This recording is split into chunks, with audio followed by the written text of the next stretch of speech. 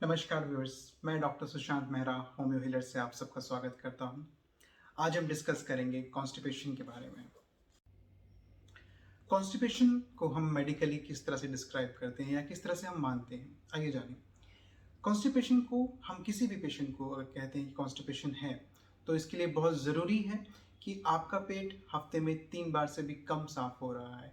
यानी कि हमारा जो पेट का जो पैखाना है, मोशन का जो हमारा फॉर्मेशन है, जो पेट के आंतों का साफ होने का जो प्रोसेस है, अगर वो हफ्ते में 3 बार से भी कम क्लियर हो रहा है, तो हम कहेंगे कि आपके बॉडी में जो केस है, जो आपकी कंडीशन है, वो कॉन्स्टिपेशन की तरफ चली गई है। कॉन्स्टिपेशन आपकी बॉडी में स्टार्ट हो चुका है।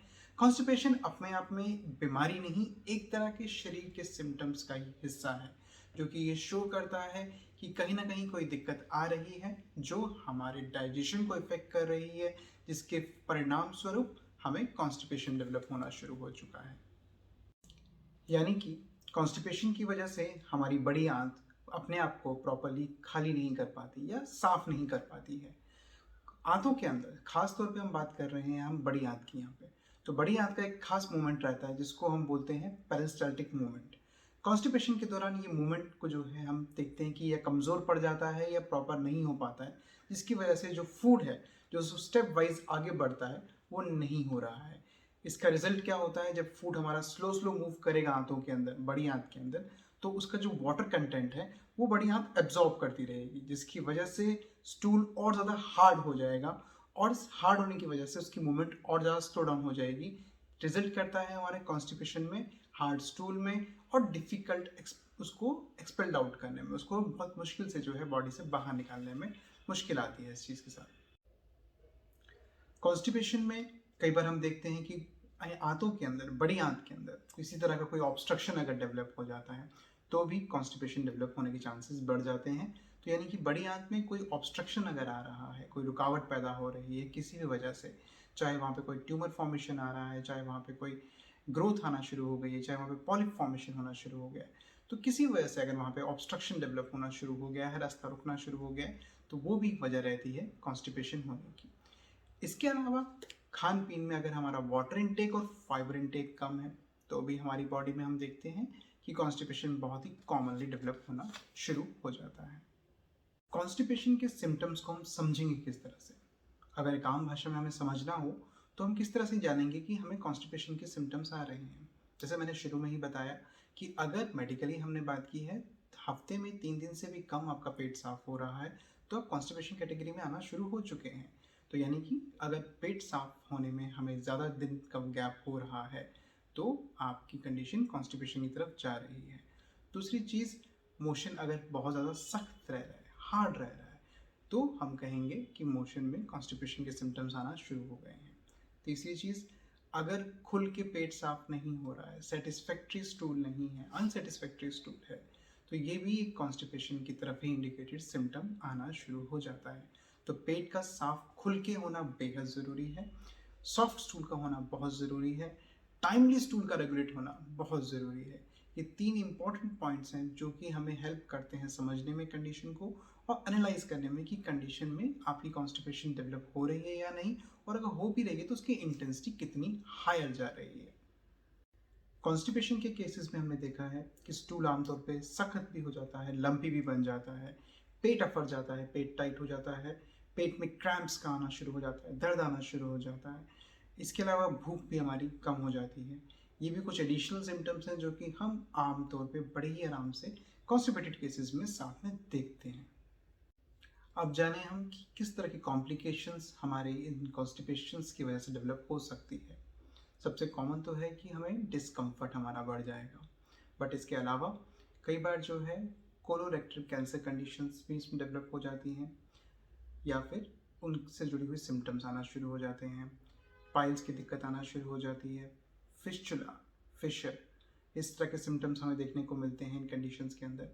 तो ये कुछ ऐसे सिम्टम्स हैं, ऐसी कॉम्प्लिकेशंस हैं जो कि हमें रेगुलर लॉन्ग टाइम कॉन्स्टिपेशन के साथ देखने को मिलते हैं। कई बार मोशन में ब्लड भी आना शुरू हो जाता है। जैसे हमने बताया कि हाई फाइबर डाइट बहुत इंपॉर्टेंट है कॉन्स्टिपेशन पॉइंट ऑफ व्यू से। तो कॉन्स्टिपेशन को बेटर रखने के लिए ज़रूरी है कि हम हाई फाइबर डाइट को खाना शुरू करें। हाई फाइबर डाइट का मतलब हो गया आपके वेजिटेबल्स, आपके फ्रूट्स, आपके नट्स, आपके सीरियल्स। इनको जितना हम अच्छी मात्रा में लेंगे बॉडी के अंदर, उतना ही हमारी बॉडी की जो बड़ी आंत का जो बाउल मूवमेंट है वो उतना अच्छा रहेगा, उतने अच्छे से ही जो है मोशन पास होने में मदद मिलेगी। इसके साथ साथ लो फाइबर डाइट को हमने अवॉइड करना है। लो फाइबर डाइट में जैसे कि आपकी जो हैवी रिच फूड्स होते हैं, आपकी चीज़ हो गया, आपका केक्स हो गया, और आपके बेकरी प्रोडक्ट्स हो गए, एग्स वगैरह हो गए, मीट हो गया, they have a less number of high fibre form, और उनके अंदर जो है फैट कंटेंट ज़्यादा है, तो वो हमारी आंतों के लिए अच्छा नहीं है, उनको हमें अवॉइड करना पड़ेगा। हाईली प्रोसेस्ड चीज़, जैसे मैंने आपको बताया कि बहुत कॉमनली आजकल लोग बहुत फ्रिक्वेंटली यूज़ कर रहे हैं, मैदा बहुत ज़्यादा लोग खाते हैं, तो मैदा अवॉइड करना बहुत ज़रूरी है। बिकॉज एवरेज अगर हम मैदा लगातार खा रहे हैं तो आपकी बाउल्स को, आपको आपकी आंतों को उसको क्लीन करने में काफ़ी ज़्यादा लंबा टाइम लगता है। रिजल्ट ये आता है कि हमारी मूवमेंट्स जो है बाउल की वो कम हो जाती हैं, और कॉन्स्टिपेशन की कंडीशन बढ़ना शुरू हो जाती है, और कंडीशन वर्स हो जाती है इस कंडीशन के अंदर। इसके अलावा फिजिकल एक्टिविटी भी बहुत इंपॉर्टेंट रोल प्ले करती है। अगर आप वर्कआउट प्रॉपर नहीं कर रहे हैं या बिल्कुल वर्कआउट नहीं कर रहे हैं, तो ऑब्वियस सी बात है कि आपकी आंतों के लिए भी वो एक्सरसाइज ना होने की वजह से वो रुकना शुरू हो जाएंगी, उनकी मूवमेंट्स कम होना शुरू हो जाएंगी। तो बहुत इंपॉर्टेंट है, आप किसी भी फॉर्म में एक्सरसाइज को आप प्रेफर कीजिए, चाहे एरोबिक्स कीजिए, चाहे योगा कीजिए, चाहे आप वर्कआउट कर सकते हैं जिम जा करके भी, बट वर्कआउट करना या एक्सरसाइजिंग करना बहुत ज़रूरी है हमारी इंटेस्टाइन की मसल्स को इम्प्रूव करने के लिए। तो exercising is an important integral part of your regular healthy and wellbeing का, राइट। तो हमें एक्सरसाइजेस करना बहुत ज़रूरी है, एक्सरसाइज कीजिए। कुछ मेडिसिन भी हैं जो कि कॉन्स्टिपेशन को ट्रिगर करती हैं बॉडी के अंदर, कुछ ये स्ट्रॉन्ग मेडिकेशंस रहती हैं। तो डेफिनेटली जहाँ पे जिन लोगों को सेंसिटिविटी है, जिन लोगों को दिक्कत आती है कॉन्स्टिपेशन की, दे हैव टू मेंशन, जब भी वो कोई डॉक्टर के पास जा रहे हैं, कोई ट्रीटमेंट ले रहे हैं, तो उनको अपनी इस कंडीशन के बारे में ज़रूर मेंशन करें, ताकि डॉक्टर भी उस टाइम पे ध्यान रखें कि ऐसी कोई मेडिसिन आपको ज़्यादा स्ट्रॉन्ग ना लिखें जो कि कल को एज अ साइड इफेक्ट आपकी कॉन्स्टिपेशन को और बिगाड़ दे या वर्स कर दे। इसके अलावा जैसे हमने पहले एक बार आपको बताया है अपने दूसरे वीडियो के अंदर आईबीएस के बारे में, तो आईबीएस कंडीशंस के अंदर भी हमने देखा है कि कॉन्स्टिपेशन जैसी कंडीशंस डेवलप हो जाती हैं, उसमें ऑल्टरनेटिवली कंडीशंस डेवलप होती हैं, लूज मोशंस एंड कॉन्स्टिपेशन। तो आईबीएस की वजह से भी कई बार जो है हमने बॉडी के अंदर कॉन्स्टिपेशन की कंडीशन को हमने देखा है। एज द एज ग्रोज, जैसे जैसे उम्र बढ़ती है, तो एज के फैक्टर के हिसाब से हमारी बॉडी की मसल्स का भी चेंज होता है, और उसी तरह से हमारी आंतों की जो वर्किंग कैपेसिटी है उसमें भी बदलाव आता है। ये भी एक वजह रहती है जिसकी वजह से कॉन्स्टिपेशन डेवलप हो सकता है। इसके अलावा आपका चेंज ऑफ रूटीन है, अगर बार बार आपके रूटीन चेंज होते हैं, प्रॉपर टाइमली सोना, टाइमली उठना और टाइमली वर्क करने का आपका रूटीन लगातार चेंज हो रहा है अगर, तो ये भी हमारी गट लाइनिंग की हेल्थ के ऊपर इफेक्ट करता है। एज अ रिजल्ट हमारे कॉन्स्टिपेशन को ट्रिगर करता है। स्ट्रेस फैक्टर की वजह से भी हमने देखा है कि प्रॉपर स्लीप पैटर्न लोगों का डिस्टर्ब हो जाता है, ये भी आपकी कॉन्स्टिपेशन को ट्रिगर कर सकता है बॉडी के अंदर। तो इन चीज़ों को मेंटेन करने की कोशिश कीजिए, ताकि जितना आप इनको मेंटेन करेंगे आपकी कॉन्स्टिपेशन की कंडीशंस को आप रोक पाएंगे। मैंने कहा पहले भी, कॉन्स्टिपेशन अपने आप में एक डिजीज़ नहीं, एक सिम्टम है जो कि आपकी अलग अलग कंडीशंस को इंडिकेट करता है, जो ये शो करता है कि आपकी बॉडी में कहीं कुछ चीज़ें डिस्टर्ब हो रही हैं, जिसका रिजल्ट जो है हमें कॉन्स्टिपेशन के फॉर्म में नज़र आ रहा है। Renal dysfunctions, hormone imbalances, electrolyte imbalances, neurological disorders, ये भी कुछ ऐसी कंडीशंस हैं जिनमें हमें कॉन्स्टिपेशन देखने को मिलता है। जहाँ तक है न्यूरोलॉजिकल डिसऑर्डर्स की बात, तो वहाँ पे बाउल मूवमेंट का हमने सब समझाया आपको कि फाइबर की वजह से मूवमेंट अच्छा रहता है, लेकिन न्यूरोलॉजिकल डिसऑर्डर्स के अंदर जो वो मूवमेंट है वो डिस्टर्ब होना शुरू होती है बिकॉज ऑफ नर्वस कंडक्शंस की वजह से। तो वो एक अलग कंडीशन है जिसके अंदर अगर हम हाई फाइबर ले रहे हैं तो हमें हेल्प ज़रूर मिलेगी, बट न्यूरोलॉजिकल डिसऑर्डर्स के अंदर उतने अच्छे से हमें चेंजेस देखने को बॉडी में नहीं मिलते हैं, तो उसमें मेडिकेशन में भी हमें जाना पड़ता है उस चीज़ के लिए, सो डैट हम कॉन्स्टिपेशन कंडीशन को उसमें कवर कर सकें। तो कॉन्स्टिपेशन एक तरह का सिम्टम है जो कि कई अलग बीमारियों में, कई अलग तरह के डिजीजेस में, डिसऑर्डर्स में हमें देखने को मिल रहा है। अब बात करते हैं हम कॉन्स्टिपेशन से फाइट बैक कैसे करें। सबसे इम्पॉर्टेंट चीज़, हमें वाटर इंटेक बहुत अच्छा रखना है। दिन में कम से कम 12 से 15 ग्लास पानी रेगुलर एक हैबिट रखिए पीने की, ज़रूर पीजिए प्लेन पानी, 12 से 15 ग्लास। इसके अलावा एडिशनली अगर आप लेना चाहें तो नारियल पानी ले सकते हैं, आप अपना जूसेस, फ्रेश जूस ले सकते हैं, और आपके व्हीट ग्रास जूस हो गया, अलग अलग तरह की चीज़ें हैं जो आप ले सकते हैं लिक्विड में, बट लिक्विड इंटेक ज़्यादा रखिए, वाटर इंटेक ज़्यादा रखिए अपना, साथ में फाइबर इंटेक भी बढ़ाइए, fruits, vegetables, cereals, apart from these high fibre diets, हम डाइट के अंदर थोड़ा सा अपना चाहें तो रात को सोते हुए इसबगोल या साइलम हस्क जिसको हम बोलते हैं वो भी ऐड कर सकते हैं। ये भी एक रेगुलर मेंटेनेंस में आपकी आंतों की मेंटेनेंस में काफ़ी मदद करता है, तो आप ये भी आप डाइट में ले सकते हैं। इसके अलावा होम्योपैथिक मेडिसिन बहुत सारी हैं जो कि हेल्प कर सकती हैं आपको इस कंडीशन के अंदर, बट डेफिनेटली रिकमेंडेड है कि साथ में वाटर इनटेक भी ज़्यादा रखिए, फाइबर भी ज़्यादा रखिए, एक्सरसाइज भी ज़रूर कीजिए ताकि आपकी आंतों की मूवमेंट का इम्प्रूवमेंट होना शुरू हो और वो लॉन्ग लास्टिंगली रहे।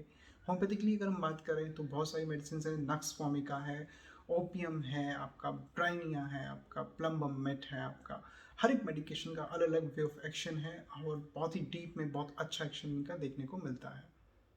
जैसे कि अगर स्टूल ड्राई और हार्ड है तो ओपियम चेरिडोनियम का कॉम्पोजिशन बहुत अच्छा काम कर जाता है उस कंडीशन के अंदर। अगर स्टूल रिसीड बैक कर रहा है, पार्शली थोड़ा सा पास आउट हो गया, उसके वापस रिसीड बैक कर जाता है, हार्ड स्टूल है, तो उस केस के अंदर सालिशिया बहुत अच्छा काम कर जाती है।